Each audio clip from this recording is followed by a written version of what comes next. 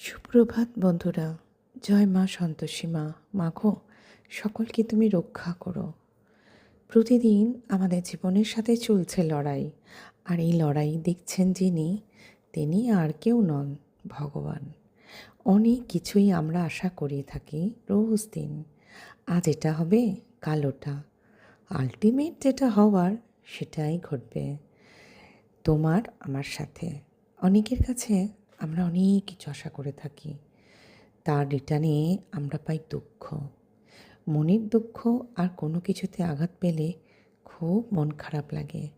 আবার সেটা যদি নিজের বাড়ির লোকের কাছে বা পরিবারের থেকে পাওয়া যায়, মানুষের মনে কষ্ট বা আঘাত দিতে নেই, কারণ চোখের জল ফেলতে হয় না। মানুষ আজ আছে, কাল নেই।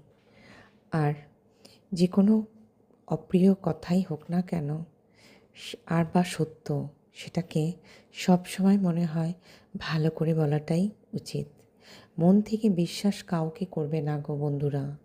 বিশ্বাসের যোগ্য হবার জন্য অনেক কিছু বলিদান দিতে হয়, তবেই তাকে বিশ্বাস আর ভরসা করা যায়।